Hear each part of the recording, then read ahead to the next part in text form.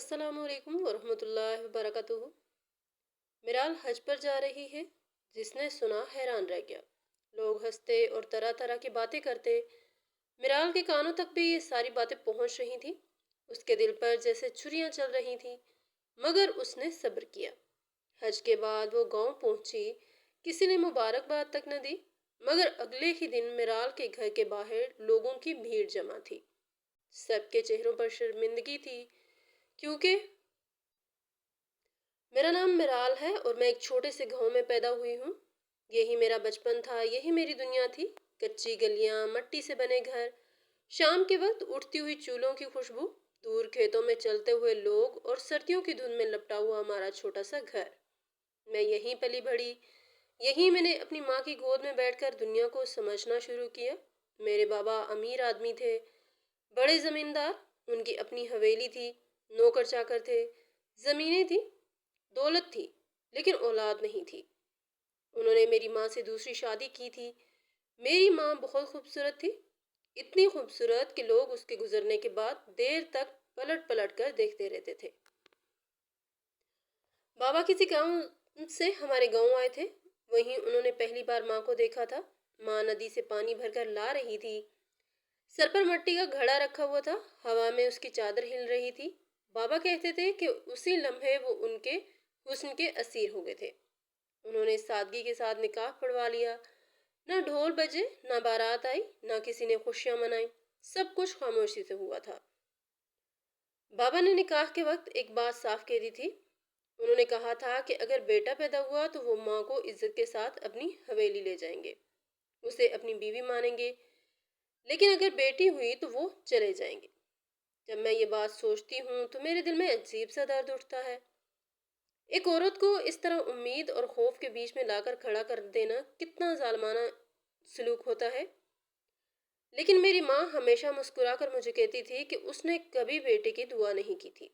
वो कहती थी कि मैंने हमेशा अल्लाह से ऐसी औलाद मांगी जो जिंदा सलामत हो, अच्छी हो, मेरा नाम रोशन करे, चाहे बेटा हो या बेटी। फिर मैं पैदा हुई। मैंने माँ से सुना था कि उस दिन बहुत बारिश हो रही थी। छत से पानी टपक रहा था। कमरे में मिट्टी की नमी फैली हुई थी। बाहर अंधेरा था और अंदर एक नन्ही सी बच्ची ने आंखें खोली थी। लेकिन मेरी पैदाइश की खुशी ज्यादा देर न रही। बाबा वादे के मुताबिक चले गए। उन्होंने माँ से अपनी राहें अलग कर ली। अब उनका दिल भर चुका था। उन्हें वारिस नहीं मिला था। माँ ने कभी उन्हें रोकने की कोशिश भी नहीं की। वो खामोशी से सब कुछ सहती रही, क्योंकि निकाह सादगी से हुआ था और बाबा ने पहले ही कह दिया था कि किसी को इसके बारे में बताना नहीं है। माँ ने किसी को नहीं बताया। इसीलिए पूरा गांव यही समझता था कि कोई अमीर आदमी आया था और एक औरत की जिंदगी बर्बाद करके चला गया था। लोग माँ को इज्जत की नजर से नहीं देखते थे।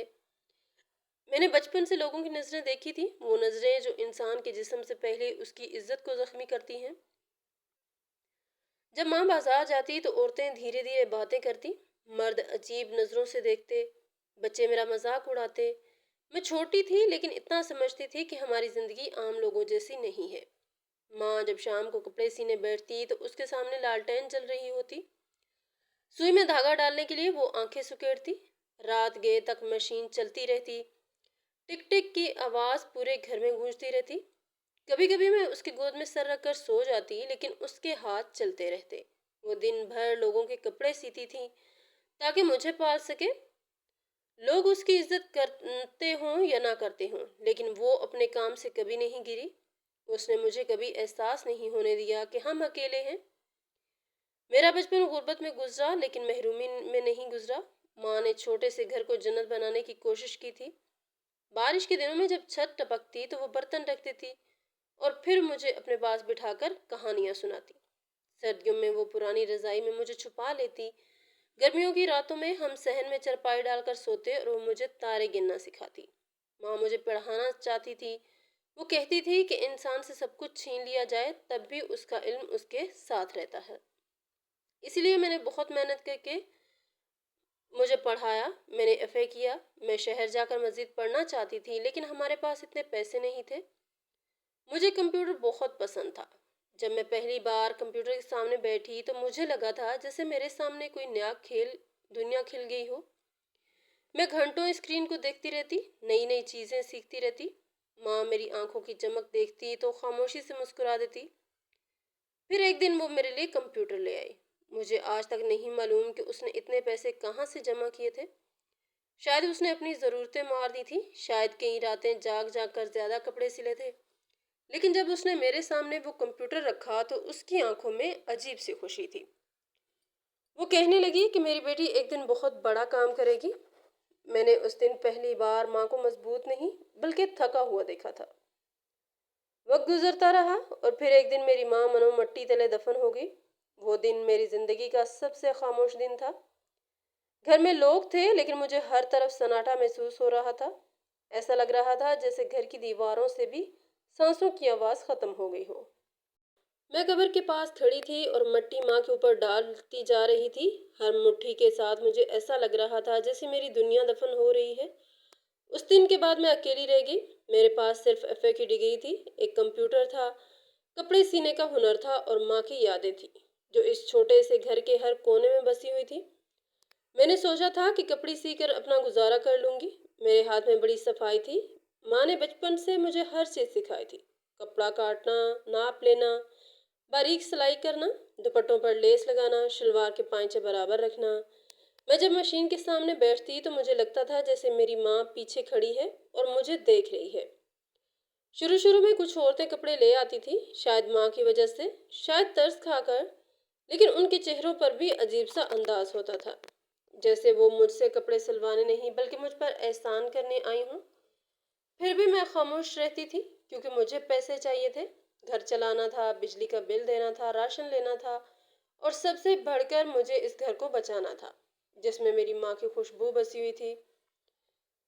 एक दिन दोपहर का वक्त था। गर्मी बहुत ज्यादा थी। हवा ऐसे चल रही थी जैसे किसी ने तंदूर खोल दिया हो। मैं किराने की दुकान पर आटा लेने गई थी। दुकान के सामने लकड़ी की एक पुरानी बेंच पड़ी थी जहां गांव की औरतें अक्सर खड़ी होकर बातें करती रहती थीं।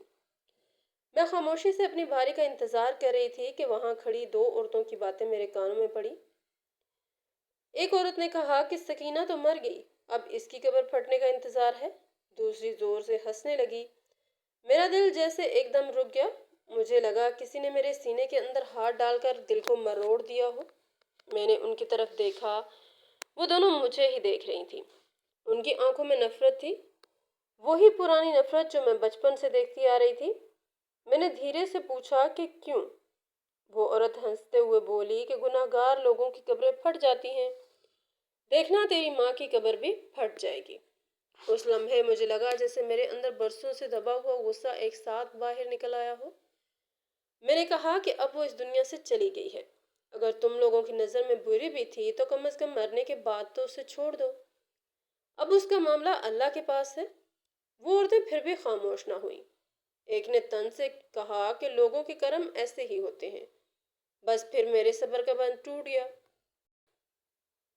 मैंने उन दोनों को बहुत कुछ सुना दिया। बरसों की खामोशी मेरी जुबान पर आ गई थी। मैंने कहा कि पहले अपने घरों में झांक कर देखो, अपनी बेटियों से पूछो कि वो खेतों में किसके साथ जाती हैं। मैंने कोई इल्जाम नहीं लगाया था, मैंने अपनी आंखों से देखा हुआ था, लेकिन हमेशा खामोश रही थी क्योंकि मुझे दूसरों की इज्जत उछालने का कोई शौक नहीं था। वो दोनों औरतें ऐसे रह गईं जैसे किसी ने उन्हें थप्पड़ मार दिया हो। दुकान पर खड़े लोग खामोश हो गए थे। कुछ लोग हैरत से मुझे देख रहे थे, कुछ के चेहरों पर मजा लेने वाला अंदाज था। और मुझे इस वक्त अंदाजा ही नहीं था कि मैंने अपने लिए कितनी बड़ी मुसीबत खड़ी कर ली है। इस गांव में लोगों के पास बहुत वक्त था। ना कोई अच्छा अस्पताल था, ना बिजली का निजाम। कभी 2 दिन बिजली गायब रहती तो कभी 4 4 दिन। गर्मियों में लोग हाथ वाले पंखे झलते रहते। पानी के लिए औरतें दूर दूर से भरकर लाती। शाम होते ही गांव अंधेरे में डूब जाता। ऐसे गांव में लोगों की सबसे बड़ी मसरूफियत एक दूसरे की बातें करना होती है। और औरतों का नेटवर्क तो जैसे हवा से भी तेज चलता था। शाम होने से पहले पहले पूरे गांव में ये बात फैल चुकी थी कि मिराल ने औरतों को जलील किया है, उनकी बेटियों पर इल्जाम लगाया है। लोगों ने अपनी तरफ से बातों में नमक मिर्च भी लगा दी थी। किसी ने कहा कि मैंने गालियां दी हैं, किसी ने कहा मैंने हाथ उठाया है, किसी ने कहा मैं पागल हो गई हूँ। फिर सबने एका कर लिया। ये तय हुआ कि अब कोई मुझसे कपड़े नहीं सिलवाएगा। لوگ کہتے تھے کہ خود ہی بھوکی مر جائے گی، عقل ٹھکانے آ جائے گی۔ پہلے دن مجھے لگا شاید وقتی غصہ ہے، لیکن پھر واقعی لوگوں نے کپڑے دینے بند کر دیے۔ میری سلائی مشین خاموش رہنے لگی۔ وہ مشین جو پہلے دن رات چلتی رہتی تھی اب ایک کونے میں پڑی رہتی۔ میں صبح اٹھ کر گھر صاف کرتی، پھر مشین کے سامنے بیٹھ جاتی، کبھی دھاگے ترتیب دیتی، کبھی پرانے کپڑے تہہ کرتی، کبھی یوں ہی دروازے کی طرف دیکھتی رہتی کہ شاید کوئی آ جائے، لیکن دروازہ خاموش رہتا۔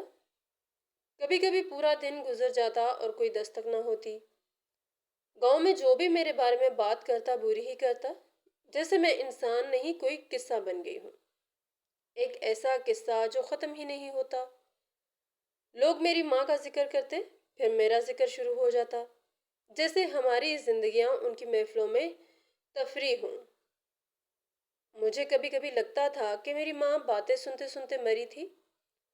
وہ خاموش رہتی تھی، لیکن اندر سے روز تھوڑی تھوڑی ٹوٹتی رہتی تھی، اور اب شاید میری باری تھی۔ برے دن مجھ پر بھی بہت آئے۔ کئی راتیں ایسے گزری جب گھر میں صرف چائے پی کر سو گئی، کبھی روٹی کے ساتھ اچار کھا لیا، کبھی صرف پانی پی کر لیٹ گئی۔ لیکن عجیب بات یہ تھی کہ مجھے ڈر نہیں لگتا تھا۔ مجھے ہمیشہ لگتا تھا کہ رزق انسان نہیں دیتے، اللہ دیتا ہے۔ لوگ صرف وسیلہ ہوتے ہیں۔ اگر ایک راستہ بند ہوتا ہے تو کہیں نہ کہیں دوسرا راستہ کھل بھی جاتا ہے۔ اسی یقین نے مجھے ٹوٹنے نہیں دیا۔ میں نے لوگوں کو اگنور کرنا شروع کر دیا۔ جب عورتیں راستے میں کھڑی ہو کر باتیں کرتی تو میں سر جھکا کر گزر جاتی۔ جب بچے پیچھے سے ہنستے تو میں پلٹ کر نہیں دیکھتی۔ میں نے سوچ لیا تھا کہ اگر راستے میں بھونکنے والے ہر کتے کے سامنے رک جاؤں گی تو اپنی منزل تک کبھی نہیں پہنچ سکوں گی۔ اسی امید پر دن گزر رہے تھے کہ ایک دن سب کچھ ٹھیک ہو جائے گا۔ اچھا ہوتا کہ مجھے گاؤں سے ہی آرڈر ملتے اور میں یہیں بیٹھ کر کپڑے سیتی رہتی، اپنے گھر میں، اپنی ماں کی سلائی کی مشین کے سامنے۔ لیکن اب ایسا نہیں ہو سکتا تھا۔ گاؤں والوں نے میرے لیے راستے بند کر دیے تھے۔ اب مجھے خود شہر جا کر کام مانگنا تھا۔ شروع میں یہ میرے لیے بہت مشکل تھا۔ میں نے کبھی اکیلے شہر جا کر اس طرح لوگوں کے دروازے نہیں بجائے تھے۔ پہلے ماں ساتھ ہوتی تھی تو ہمت رہتی تھی، اب میں اکیلی تھی، ہر کام خود کرنا پڑتا تھا۔ صبح فجر کے وقت اٹھتی، گھر صاف کرتی، جلدی سے نہا دھو کر سادہ سا سوٹ پہنتی، دوپٹہ اچھی طرح اوڑھ لیتی اور اپنے سلے ہوئے چند کپڑے ایک تھیلے میں ڈال لیتی، پھر بس اسٹاپ تک پیدل جاتی۔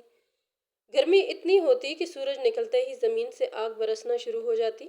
راستے میں گرد اڑتی رہتی، چپلوں میں مٹی بھر جاتی، لیکن میں خاموشی سے چلتی رہتی۔ بس میں بیٹھتی تو لوگ عجیب سی نظروں سے دیکھتے، خاص طور پر اکیلی لڑکی کو۔ میں کھڑکی کے پاس بیٹھ کر باہر دیکھتی رہتی۔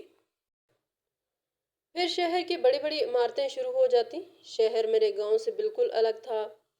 وہاں ہر چیز تیز تھی، لوگ تیزی سے چلتے، گاڑیاں شور کرتی، بازاروں میں اتنی بھیڑ ہوتی کہ سانس لینا مشکل لگتا۔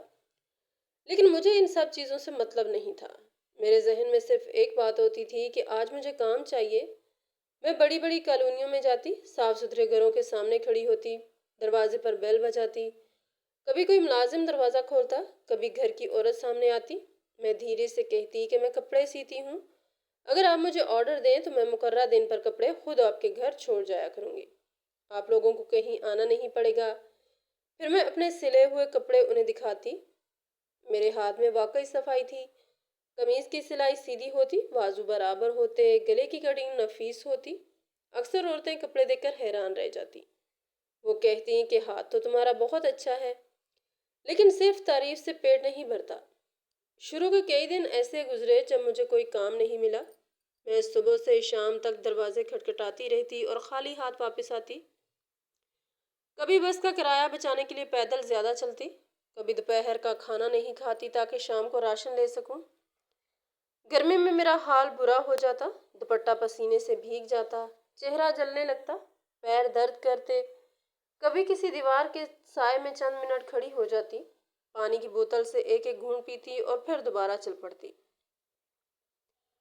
پھر دھیرے دھیرے مجھے آرڈر ملنے لگے، کسی نے ایک سوٹ دیا، کسی نے دو، پھر ایک عورت نے اپنی بہن کا نمبر دے دیا۔ اس کے بعد ایک اور گھر سے کام مل گیا۔ میں نے ہر کپڑا دل لگا کر سیا، وقت پر پہنچایا۔ لوگوں کا اعتماد جیتنے کی کوشش کی۔ لیکن مسئلہ یہ تھا کہ اس سارے کام میں بہت محنت لگتی تھی اور بچت بہت کم ہوتی تھی۔ میں کپڑے لینے شہر جاتی، پھر واپس گاؤں آتی، راتوں کو جا کر سلائی کرتی، پھر دوبارہ شہر جا کر کپڑے پہنچاتی۔ بس کا کرایہ الگ، دھاگا الگ، بجلی الگ، اتنی محنت کے بعد میرے پاس صرف اتنے پیسے بچتے کہ گھر کا گزارا ہو سکے۔ لیکن مجھے شکر تھا کہ میں کسی کے سامنے ہاتھ نہیں پھیلا رہی۔ میں صرف بڑی کالونیوں میں جاتی تھی کیونکہ وہاں مجھے لگتا تھا کہ لوگ سنجیدہ ہوں گے۔ وہاں ہر کوئی دوسروں کی زندگی میں اتنی دلچسپی نہیں لیتا تھا، انہیں صرف اپنا کام چاہیے ہوتا تھا۔ میرا کام چل نکلا تھا، لیکن ساتھ ساتھ گاؤں والوں کی نظریں بھی مجھ پر مزید گڑنے لگی تھی۔ انہوں نے نوٹ کرنا شروع کر دیا تھا کہ میں بار بار شہر جاتی ہوں، جب واپس آتی ہوں تو میرے ہاتھ میں راشن کے تھیلے ہوتے ہیں، کبھی نئے کپڑے ہوتے ہیں، کبھی دوائی لے آتی ہوں۔ بس پھر کیا تھا، باتیں شروع ہو گئیں۔ کوئی کہتا کہ ضرور شہر میں کوئی الٹا سیدھا کام کرتی ہے، کوئی کہتا کہ ایسی لڑکیوں کے پاس اچانک پیسے ایسے ہی نہیں آتے، کوئی کہتا کہ ماں جیسی تھی، بیٹی بھی ویسی ہی نکلے گی۔ شروع میں مجھے ان باتوں پر بہت تکلیف ہوتی تھی۔ پھر ایک وقت ایسا آیا کہ میں تھک گئی۔ اگر کوئی کہتا کہ تم غلط کام کرتی ہو تو میں کہتی ہاں کرتی ہوں، کر لو جو کرنا ہے۔ میں ان کی باتیں سن سن کر پتھر ہو چکی تھی۔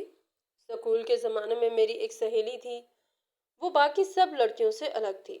اس کے گھر والے مجھ سے بات کرنے سے منع کرتے تھے، لیکن وہ پھر بھی کبھی کبھی مجھے فون کر لیا کرتی تھی۔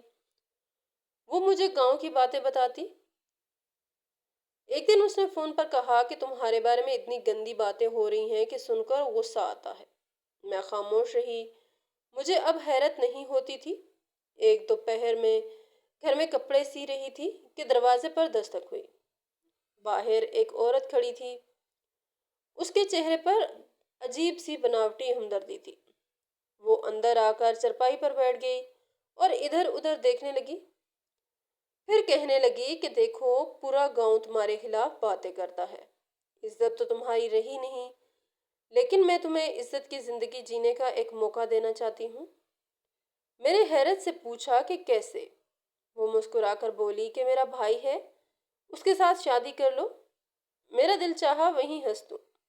اس کا بھائی پورے گاؤں میں بدنام تھا، 2 بیویوں کو چھوڑ چکا تھا، شرابی تھا، جواری تھا، عمر 45 سال تھی، غصہ ایسا کہ چھوٹی چھوٹی باتوں پر عورتوں کو مارنے دوڑتا، اور وہ عورت ایسے بات کر رہی تھی جیسے مجھ پر احسان کر رہی ہو۔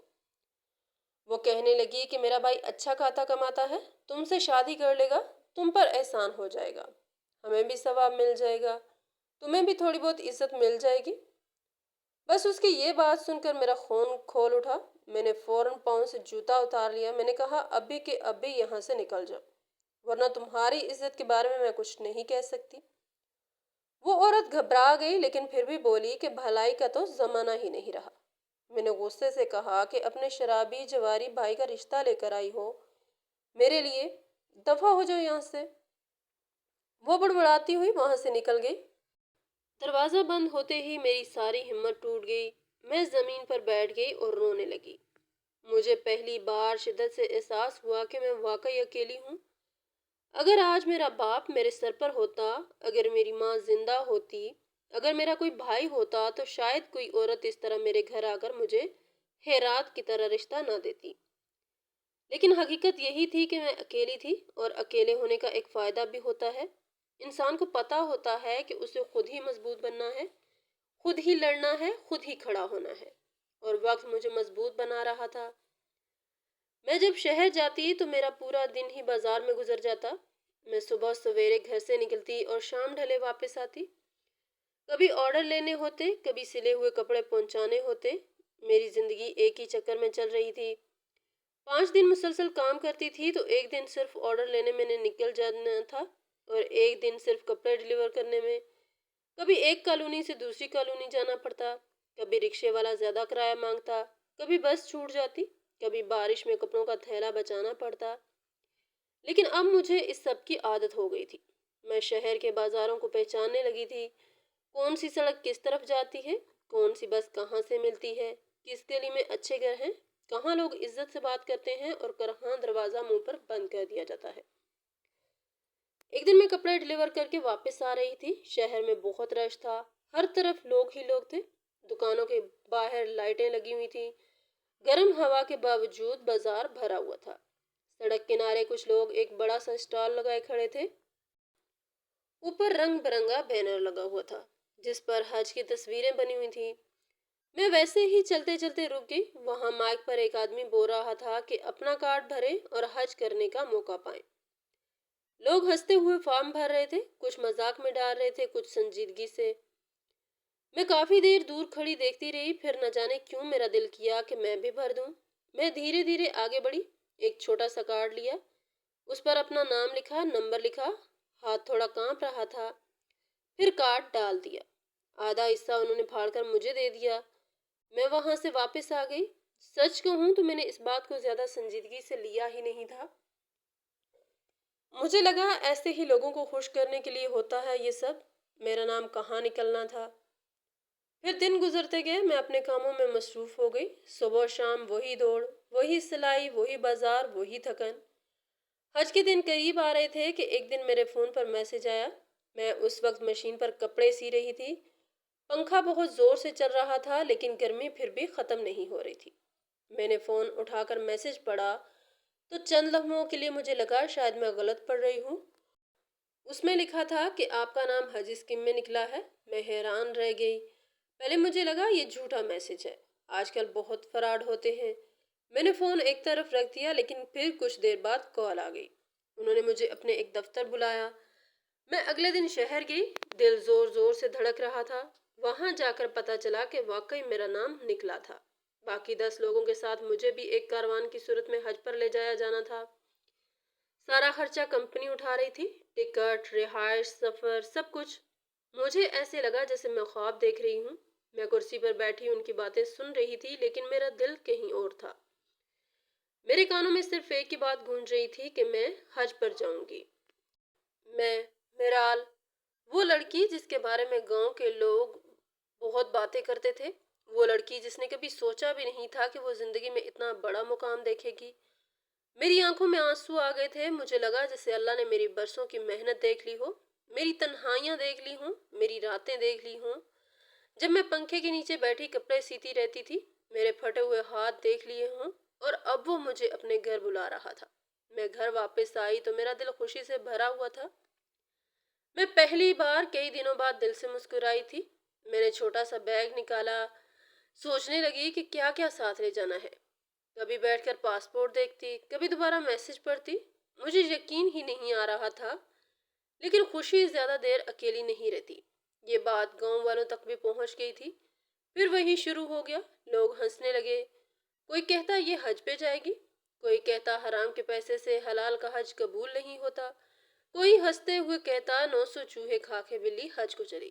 کچھ کہتے یہ سب جھوٹ بول رہی ہے، ایسے تھوڑی لاٹری نکل آتی ہے، ضرور کوئی چکر ہے۔ کچھ عورتیں کہتی ہیں کہ اتنی جلدی اتنے پیسے حلال سے نہیں آتے، جیسے ان لوگوں نے فیصلہ کر لیا تھا کہ میری زندگی میں کوئی اچھی چیز سچ ہو ہی نہیں سکتی تھی۔ مجھے بہت غصہ آتا تھا، کبھی کبھی دل کرتا تھا چیخ کر کہوں کہ میں نے حرام نہیں، محنت کی کمائی ہے، گرمی میں سڑکیں ناپی ہیں، بھوک برداشت کی ہے، راتیں جاگ کر گزاری ہیں، تب جا کر 2 وقت کی روٹی ملی ہے۔ لیکن پھر میں خاموش ہو جاتی۔ مجھے لگا کہ کچھ لوگوں کو جواب دینے سے بہتر ہے کہ انہیں وقت جواب دے، اس لیے میں نے کسی سے کچھ نہیں کہا۔ میں خاموشی سے جانے کی تیاری کرنے لگی۔ لوگوں نے مجھے بہت باتیں سنائی، لیکن میں نے دل پر پتھر رکھ لیا اور یہ سوچ کر چلی گئی کہ میں اللہ کے گھر جا رہی ہوں، وہاں جا کر شاید میرے دل کو وہ سکون مل جائے جس کی مجھے برسوں سے تلاش تھی۔ اور واقعی ایسا ہی ہوا۔ جب میں وہاں پہنچی تو مجھے لگا جیسے میرے سینے پر رکھا ہوا کوئی بہت بڑا بوجھ اچانک ہٹ گیا ہو۔ پہلی بار مجھے ایسا محسوس ہوا کہ میں ان سب باتوں سے بہت دور آ گئی ہوں، نہ کسی کی نفرت، نہ کسی کے طعنے، نہ کوئی گندی نظر، نہ کوئی الزام، صرف سکون۔ میں جب پہلی بار خانہ کعبہ کے سامنے کھڑی ہوئی تو میری آنکھوں سے آنسو بہہ نکلے۔ میں دیر تک بس دیکھتی رہی۔ مجھے ایسا لگ رہا تھا جیسے میری روح برسوں بعد آرام سے سانس لے رہی ہو۔ وہاں لاکھوں لوگ تھے لیکن پھر بھی دل عجیب خاموشی میں ڈوبا ہوا تھا۔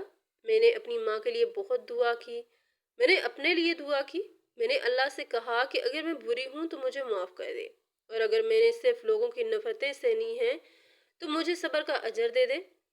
میں نے پہلی بار دل سے سکون محسوس کیا تھا۔ میں اپنا پورا وقت وہاں رہی، حج ادا کیا، ہر رکن پورا کیا۔ جب واپس لوٹنے لگی تو دل عجیب سا ہو رہا تھا۔ ایسا لگ رہا تھا جیسے میں کوئی بہت قیمتی چیز پیچھے چھوڑ کر جا رہی ہوں۔ پھر میں واپس اپنے گاؤں آ گئی، لیکن گاؤں وہی تھا، لوگ وہی تھے اور ان کا دل بھی ویسے ہی تھا۔ میں نے سوچا تھا شاید اب لوگوں کا رویہ بدل جائے، شاید کوئی مبارکباد دے دے، شاید کوئی اتنا ہی کہہ دے کہ اللہ قبول کرے، لیکن ایسا کچھ نہیں ہوا۔ کسی نے مجھے مبارک تک نہیں دی۔ لوگ مجھے دیکھ کر منہ پھیر لیتے جیسے میں حج نہیں کسی جرم سے واپس آئی ہوں۔ حالانکہ اتنی کم عمر میں اگر کوئی حج کر لے تو لوگ حیران ہوتے ہیں، خوش ہوتے ہیں اور دعائیں دیتے ہیں، لیکن میرے حصے میں ہمیشہ خاموشی اور نفرت ہی آئی تھی۔ میں نے پھر بھی کسی سے کوئی امید رکھنا چھوڑ دی۔ 2-4 مہینے اسی طرح گزر گئے۔ میں پھر اپنے کام میں لگ گئی، صبح و شام سلائی اور وہی مشین، وہی تنہائی۔ پھر ایک دن میری زندگی نے اچانک پلٹا کھایا۔ اس دن دوپہر کا وقت تھا، گرمی بہت زیادہ تھی۔ میں صحن میں بیٹھی کپڑوں پر بٹن لگا رہی تھی کہ اچانک دروازے پر دستک ہوئی۔ میں نے سوچا شاید کوئی گاہک ہوگا، لیکن جب دروازہ کھولا تو میں حیران رہ گئی۔ گاؤں کے بڑے بڑے لوگ میرے دروازے کے سامنے کھڑے تھے، وہ لوگ جن کے سامنے لوگ ادب سے بات کرتے تھے، جن کی بات پورے گاؤں میں مانی جاتی تھی، جنہوں نے کبھی میری طرف سیدھی نظر سے بھی نہیں دیکھا تھا، آج وہ سب میرے دروازے پر کھڑے تھے۔ ان کے سر جھکے ہوئے تھے اور ہاتھ جوڑے ہوئے تھے۔ میرے دل میں عجیب سا احساس پیدا ہوا۔ میں خاموشی سے انہیں دیکھتی رہی۔ پھر ان میں سے ایک آدمی بولا کہ بیٹی، ہمیں معاف کر دو۔ اس کی آواز کانپ رہی تھی۔ وہ کہنے لگا کہ تم ہمارے گاؤں کا فخر تھی، ہمارے گاؤں کا غرور تھی، لیکن ہم نے تمہارے ساتھ بہت برا سلوک کیا، تمہاری ماں کے ساتھ بھی۔ ایک اور آدمی کی آنکھوں میں آنسو تھے۔ وہ کہنے لگا کہ ہم سے غلطی ہو گئی، بہت بڑی غلطی۔ میں انہیں دیکھتی رہی۔ مجھے وہ سارے دن یاد آ رہے تھے جب یہی لوگ خاموش کھڑے رہتے تھے اور دوسرے لوگ میری ماں کو ذلیل کرتے تھے، جب میرے بارے میں گندی باتیں ہوتی تھیں اور کسی نے ایک لفظ نہیں کہا تھا۔ آج پہلی بار میں سر اٹھا کر ان کے سامنے کھڑی تھی۔ میں نے دھیرے سے کہا کہ اگر میں یہ سب نہیں بھی ہوتی، اگر میں کچھ بھی نہ ہوتی، تب بھی آپ لوگوں کو کیا حق بنتا تھا میرے کردار پر باتیں کرنے کا؟ میری آواز بھاری ہو گئی تھی۔ میں نے کہا کہ آپ لوگوں نے میرے خلاف جو باتیں کی، آپ اپنی بیٹیوں کے بارے میں وہ سب سوچ بھی سکتے ہیں؟ سب خاموش کھڑے تھے۔ ایک بوڑھا آدمی رونے لگا۔ وہ کہنے لگا کہ نہیں بیٹی، ہم نے بہت بڑا گناہ کیا ہے، ہمیں معاف کر دو۔ سب ایک ساتھ معافی مانگ رہے تھے، لیکن میرے دل کے اندر برسوں کی ٹوٹی ہوئی چیزیں خاموش کھڑی تھی۔ میں نے کہا کہ اگر میں نے معاف نہ کیا ہوتا تو میں اس گاؤں کے لیے اتنا سب کچھ نہ کرتی۔ پھر میں نے دروازے کی طرف اشارہ کیا اور کہا کہ بس اب آپ لوگ یہاں سے چلے جائیں، آپ لوگ یہاں سے چلے جائیں۔ دراصل میرے ساتھ ایسا ہوا تھا کہ جب میں حج کرنے وہاں پہنچی تو شروع کے چند دنوں تک میں ہر چیز میں کھوئی ہوئی تھی۔ کبھی خانہ کعبہ کو دیکھتی رہتی، کبھی لوگوں کے ہجوم کو، کبھی دعا کرتے کرتے رو پڑتی۔ وہاں جا کر انسان اپنا غم بھول جاتا ہے۔ مجھے بھی ایسا ہی لگ رہا تھا جیسے میری زندگی کا سارا بوجھ ہلکا ہو گیا۔ لیکن انہی دنوں میں نے ایک بات محسوس کی۔ ایک شخص تھا جو بار بار مجھے دیکھتا تھا۔ وہ عمر میں کافی بڑا تھا، بالوں میں سفیدی تھی، چہرے پر عجیب سی تھکن اور اداسی تھی۔ وہ جب بھی سامنے آتا میری طرف ضرور دیکھتا۔ پہلے مجھے لگا شاید میرا وہم ہے، لیکن پھر میں نے محسوس کیا کہ وہ واقعی مجھے غور سے دیکھتا ہے۔ ایک دن میں اکیلی چل رہی تھی کہ اس نے اچانک مجھے روک لیا۔ میں ایک لمحے کے لیے گھبرا گئی، لیکن اس کی آنکھوں میں عجیب سی نمی تھی۔ اس نے دھیرے سے پوچھا تمہاری ماں کا نام کیا تھا؟ میں حیران ہوئی۔ میرے ماں کا نام بتایا۔ میری بات سنتے ہی اس کے چہرے کا رنگ بدل گیا۔ وہ چند لمحے مجھے دیکھتا رہا، پھر اس کی آنکھوں سے آنسو بہنے لگے۔ وہ وہیں کھڑا پھوٹ پھوٹ کر رونے لگا۔ میں سمجھ ہی نہیں پائی کہ یہ کیا ہو رہا ہے۔ پھر اس نے کانپتی ہوئی آواز میں کہا کہ تم بالکل اپنی ماں جیسی لگتی ہو۔ میرا دل زور سے دھڑکا۔ اس نے کہا کہ میں تمہارا باپ ہوں۔ مجھے ایسا لگا جیسے وقت ایک لمحے کے لیے رک گیا ہو۔ میں بس اسے دیکھتی رہ گئی۔ وہ شخص جس کے بارے میں نے صرف کہانیاں سنی تھی، جسے میں نے کبھی دیکھا نہیں تھا، جو ہمیشہ میری زندگی میں ایک خالی جگہ کی طرح رہا تھا، وہ آج میرے سامنے کھڑا تھا۔ ملک نذیر، میرا باپ۔ ان کی آنکھوں سے مسلسل آنسو بہہ رہے تھے۔ وہ کہنے لگے کہ میں نے تمہاری ماں کے ساتھ بہت برا کیا تھا، بہت بڑا ظلم کیا تھا۔ اللہ نے اس کی سزا بھی دی۔ وہ بار بار اپنے چہرے پر ہاتھ پھیر رہے تھے۔ انہوں نے کہا کہ اس کے بعد مجھے وارث تو کیا، ایک بیٹی بھی نصیب نہیں ہوئی۔ میری پہلی بیوی بھی دنیا سے چلی گئی۔ میرے پاس دولت رہی، زمینیں رہیں، حویلی رہی، فیکٹریاں بھی رہیں، لیکن اپنا کہنے والا کوئی نہ رہا۔ جب سے میں نے تمہیں دیکھا ہے تو مجھے لگا جیسے تمہاری ماں میرے سامنے کھڑی ہے، اسی لیے میں خود کو روک نہیں سکا۔ میں خاموشی سے ان کی باتیں سنتی رہی۔ میرے دل میں غصہ بھی تھا، درد بھی تھا، لیکن پتہ نہیں کیوں ان کی حالت دیکھ کر مجھے ترس بھی آ رہا تھا۔ پھر وہیں انہوں نے مجھ سے معافی مانگی تھی، اور وہ جگہ ایسی تھی جہاں لوگ اللہ سے معافی مانگنے جاتے ہیں۔ میں نے سوچا جب انسان اللہ سے معافی مانگ سکتا ہے تو ایک انسان دوسرے انسان کو کیوں معاف نہیں کر سکتا۔ میں نے انہیں وہیں معاف کر دیا۔ ان کے چہرے پر ایک ایسا سکون آیا جیسے برسوں بعد کسی نے ان کے دل کا بوجھ ہلکا کیا ہو۔ پھر انہوں نے کہا کہ اب تمہیں اکیلے رہنے کی کوئی ضرورت نہیں، تم میرے ساتھ چلو گی۔ پوری حویلی تمہاری ہے، سب کچھ تمہارا ہے۔ اب میرے پاس تمہارے علاوہ کوئی نہیں۔ میں نے کچھ دیر سوچا، پھر میں نے کہا کہ میں آؤں گی، لیکن 1-2 مہینے بعد۔ انہوں نے حیران ہو کر پوچھا کہ کیوں؟ میں نے کہا کہ جانے سے پہلے ایک کام کرنا ہے چاہتی ہوں۔ میرے بابا کا کاروبار بجلی اور سولر کے حوالے سے تھا۔ ان کی کمپنی پورے پاکستان میں کام کرتی تھی، بڑے بڑے منصوبے ان کے ہاتھ میں تھے۔ میں نے ان سے کہا کہ ہمارے گاؤں میں بجلی کا بہت برا حال ہے۔ کبھی 2-2 دن بجلی نہیں آتی، کبھی 4-4 دن اندھیرا رہتا ہے۔ بچے گرمی میں تڑپتے ہیں، لوگ رات بھر ہاتھ والے پنکھے جھلتے رہتے ہیں۔ غریب لوگ ہیں، سولر نہیں لگوا سکتے۔ میں نے کہا کہ اگر آپ واقعی میرے لیے کچھ کرنا چاہتے ہیں تو اس مسئلے کو حل کروا دیں۔ میرے بابا نے میری بات خاموشی سے سنی، پھر صرف ایک دستخط سے انہوں نے وہ پروجیکٹ دوبارہ شروع کروا دیا جو برسوں سے رکا ہوا تھا۔ پورے علاقے میں نئی بجلی کی لائنیں بچھنی شروع ہو گئی، بڑے بڑے ٹرک آئے، کھمبے لگنے لگے، مزدور دن رات کام کرنے لگے۔ پورا گاؤں حیران تھا کہ اچانک یہ سب کیسے ہو گیا۔ پھر لوگوں کو پتا چلا کہ یہ سب میرے کہنے پر ہوا ہے، اور یہ بھی پتا چلا کہ ملک نذیر میرے باپ ہیں۔ پھر لوگوں کے رویے بدلنے شروع ہو گئے۔ وہی لوگ جو میرے بارے میں گندی باتیں کرتے تھے اب میرے دروازے پر کھڑے ہو کر دعائیں دیتے ہیں۔ وہی عورتیں جو میری ماں کو برا کہتی تھیں اب کہتی تھیں کہ میرال تو ہمارے گاؤں کا فخر نکلی۔ جب پہلی بار پورے گاؤں میں مسلسل بجلی رہی تو لوگوں کی خوشی دیکھنے والی تھی۔ بچوں نے خوشی سے تالیاں بجائیں، عورتوں نے فریج میں ٹھنڈا پانی رکھا، دکانوں میں پنکھے چلنے لگے، رات کو گھروں میں روشنی ہونے لگی، لوگ سکون سے سونے لگے۔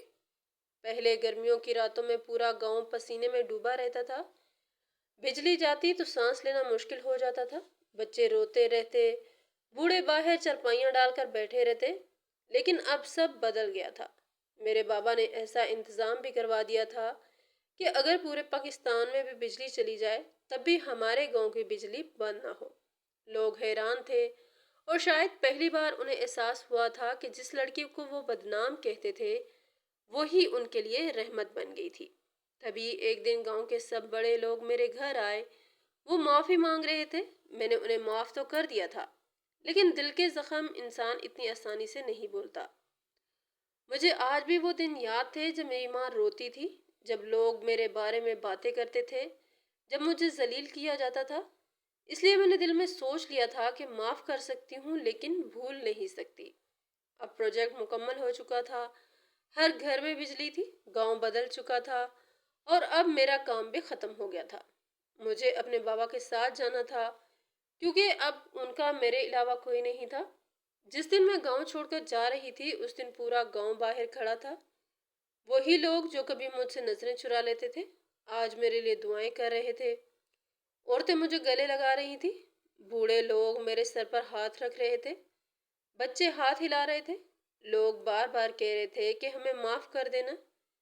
میں نے ایک بار پلٹ کر اپنے چھوٹے سے گھر کو دیکھا، وہ گھر جہاں میری ماں نے مجھے پالا تھا، جہاں میں نے بھوک بھی دیکھی تھی اور تنہائی بھی، جہاں میں نے راتوں کو جاگ جاگ کر کپڑے سیے تھے، جہاں میں نے رو رو کر دعائیں مانگی تھی۔ میری آنکھیں بھر آئیں، پھر میں خاموشی سے گاڑی میں بیٹھ گئی۔ اس بار میں اس گاؤں سے جا رہی تھی لیکن ایک کمزور اور بدنام لڑکی بن کر نہیں، عزت کے ساتھ۔ جب میں حویلی آئی تو مجھے لگا جیسے میں کسی اور ہی دنیا میں آ گئی ہوں۔ بڑی بڑی دیواریں، اونچے دروازے، باہر لمبی لمبی گاڑیاں کھڑی تھی، اندر نوکر ادھر سے ادھر بھاگ رہے تھے۔ جیسے ہی ہماری گاڑی حویلی کے بڑے دروازے کے اندر داخل ہوئی تو کئی لوگ استقبال کے لیے کھڑے تھے۔ میری گاڑی سے اترتے ہی مجھ پر پھول پھینکے گئے۔ عورتیں خوشی سے کہنے لگیں کہ حویلی کی بیٹی آ گئی، ملک صاحب کی بیٹی واپس آ گئی۔ میں چند لمحوں کے لیے وہیں کھڑی رہ گئی۔ میری آنکھوں میں آنسو بھر آئے تھے۔ میں نے اپنی زندگی میں کبھی ایسا استقبال نہیں دیکھا تھا۔ مجھے یاد آیا تھا کہ ایک وقت ایسا بھی تھا جب لوگ میرے سامنے دروازے بند کر دیتے تھے، جب میں کپڑوں کا شاپر سر پر رکھے گرمی میں گلیوں میں گھومتی تھی، جب لوگ مجھے دیکھ کر راستہ بدل لیتے تھے، اور آج لوگ میری ایک جھلک دیکھ کر خوش ہو رہے تھے۔ بابا میرے ساتھ کھڑے تھے، ان کے چہرے پر عجیب سا سکون تھا، جیسے برسوں بعد ان کی کھوئی ہوئی کوئی چیز واپس ملی ہو۔ میں حویلی کے اندر داخل ہوئی تو ہر چیز میری سوچ سے بڑی تھی۔ بڑے بڑے کمرے، سفید فرش، دیواروں پر قیمتی تصویریں، اونچی چھتیں، خوبصورت فانوس۔ میرے لیے الگ کمرہ تیار کیا گیا تھا۔ آئینہ اتنا بڑا تھا کہ میرے پورے پرانے گھر سے بھی بڑا تھا۔ کمرے میں نرم بستر تھا، ٹھنڈی ہوا چل رہی تھی، الماریوں میں نئے کپڑے رکھے ہوئے تھے۔ میں خاموش کھڑی سب کچھ دیکھ رہی تھی۔ مجھے ایسا لگ رہا تھا جیسے میں خواب میں ہوں۔ یہ وہی مرال تھی جو کبھی گرمی میں پسینے سے بھیگی ہوئی شہر شہر پھرتی تھی، جو بسوں میں دھکے کھاتی تھی، جو راتوں کو پنکھا بند ہونے پر ہاتھ سے خود کو ہوا کیا کرتی تھی، اور آج میرے ایک اشارے پر لوگ کھڑے ہوتے تھے۔ یہ سب میرے لیے بہت نیا تھا۔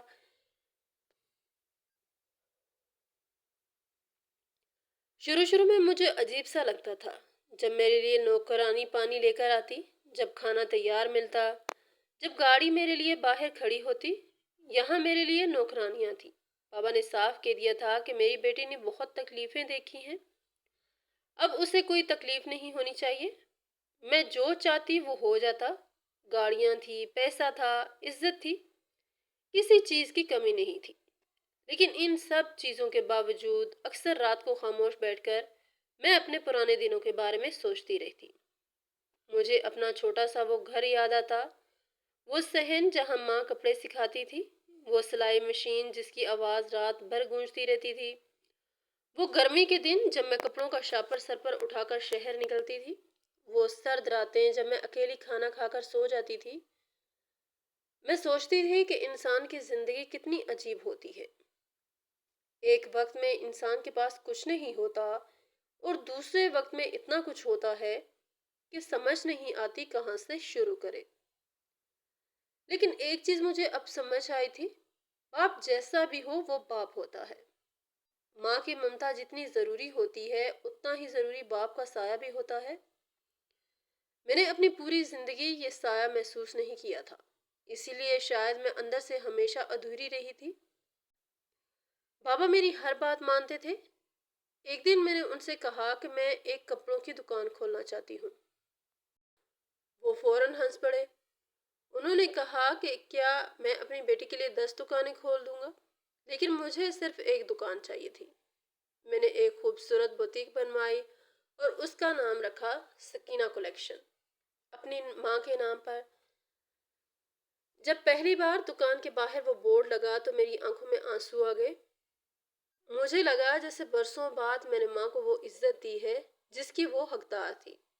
میں نے اپنی پسند کے ڈیزائن بنائے، کپڑوں کے رنگ خود منتخب کیے، ہر سوٹ میں اپنی محنت ڈالی۔ کچھ کپڑوں پر میں نے خود ہاتھ سے کام کیا۔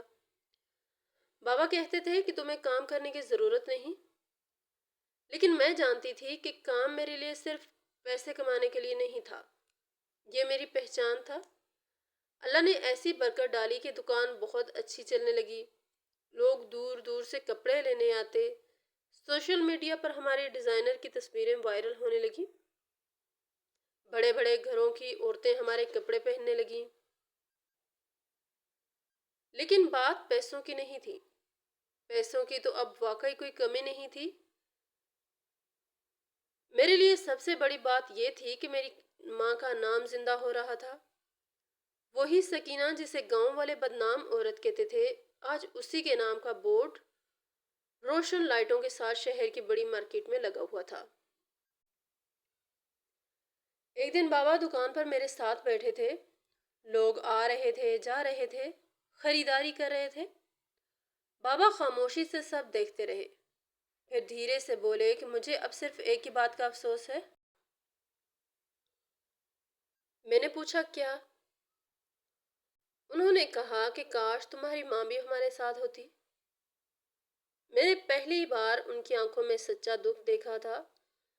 मुझे हमेशा लगता था कि शायद उन्हें माँ की कभी फिक्र ही नहीं थी, लेकिन फिर एक दिन मैं वाकई हैरान रह गई। मैं बाबा के कमरे में गई थी। वो गुसल खाने में थे। उनका बटुआ मेज पर रखा हुआ था।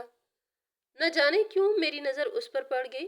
मैंने बटुआ खोला तो अंदर एक पुरानी तस्वीर रखी हुई थी। वो मेरी माँ की तस्वीर थी, बहुत पुरानी। तस्वीर के किनारे घिस चुके थे, रंग मध्यम पड़ चुके थे। ऐसे लग रहा था जैसे वो तस्वीर पिछले 25 साल से इसी बटुए में रखी हुई हो। मैं काफी देर तस्वीर को देखती रही, फिर न जाने क्यों मेरी आंखें भर आईं। उस दिन पहली बार मुझे महसूस हुआ कि शायद बाबा ने माँ को कभी भुलाया ही नहीं था। उसी रात मैंने उनसे पूछ लिया। मैंने कहा कि अगर आप माँ से मोहब्बत करते थे तो फिर वापस क्यों नहीं आए? बाबा काफी देर खामोश रहे। फिर उन्होंने बहुत धीरे से कहा कि मैं उस वक्त और सोच का आदमी था। मुझ पर बहुत दबाव था। मेरी पहली बीवी की दौलत और मेरी दौलत मिलकर ही हमने ये सब बनाया था। मैं उसे छोड़ नहीं सकता था, वो मुझे औलाद ना दे तब भी। उन्होंने गहरी सांस ली, फिर बोले कि वक्त गुजरता गया, मैं उलझनों में फंसता रहा, फिर वापस आना मुश्किल हो गया, और जब तक मुझे अपनी गलती का एहसास हुआ तब तक बहुत देर हो चुकी थी। मैं खामोशी से उनकी बातें सुनती रही। जिंदगी में बाज औकात इंसान जानबूझकर जालिम नहीं बनता, वो अपनी कमजोरियों का कैदी बन जाता है। कुछ दिन बाद मैं बाबा के साथ वापस अपने गांव गई, लेकिन इस बार सब कुछ बदल चुका था। पहले मैं वहां सर झुकाकर चलती थी, आज मेरा सर बुलंद था। बाबा मेरे साथ ऐसे चल रहे थे जैसे कोई शेर अपनी बच्ची के साथ चलता है। पूरे गांव के लोग बाहर निकल आए थे। हर तरफ सलाम दुआएं हो रही थी। नंबरदार साहब ने हमारे लिए अपनी बैठक खोली। वही लोग जो कभी मेरे घर के सामने खड़े होकर बातें करते थे, आज अदब से खड़े थे। मेरी पुरानी सहेली मुझे देखकर रोने लगी। उसने कहा कि मुझे पता था एक दिन अल्लाह तुम्हें इज्जत जरूर देगा। उस दिन पहली बार मुझे महसूस हुआ कि इज्जत मिलने और इज्जत छिन जाने के दरमियान सिर्फ हालात का फर्क होता है। लोग वही थे, मैं भी वही थी, सिर्फ मेरे साथ खड़ा होने वाला शख्स बदल गया था। और सच यही है कि हमारे माशरे में औरत को अक्सर इज्जत मर्द से ही मिलती है। कभी वो मर्द उसका बाप होता है, कभी शोहर और कभी बेटा। शायद ये ठीक नहीं। शायद औरत को सिर्फ औरत होने की वजह से भी इज्जत मिलनी चाहिए। लेकिन मुआशरा अभी वहां नहीं पहुंचा। उस सोच को बदलने के लिए शायद अभी बहुत सदियां दरकार हैं। मैं बैठक में बैठी लोगों की बातें सुन रही थी, लेकिन मेरे जहन में सिर्फ एक चेहरा था, मेरी माँ का। मैं दिल में सोच रही थी कि काश वो आज जिंदा होती, काश वो ये दिन देख पाती, काश वो देख पाती कि जिस बेटी के लिए उसने दुनिया के ताने सुने थे, आज वही बेटी उसका नाम रोशन कर रही है। लेकिन शायद कुछ लोग दुनिया में अपनी खुशियां देखने नहीं, बल्कि दूसरों के लिए रास्ते बनाने आते हैं, और मेरी माँ भी उन्हीं लोगों में से थी। हमारी आज की कहानी आपको कैसी लगी, कमेंट बॉक्स में अपनी राय का इजहार ज़रूर करें। मज़ीद इस तरह की सबक आमूज़ कहानियाँ सुनने के लिए हमारी वीडियो को लाइक करें, शेयर करें और हमारे चैनल को सब्सक्राइब करें।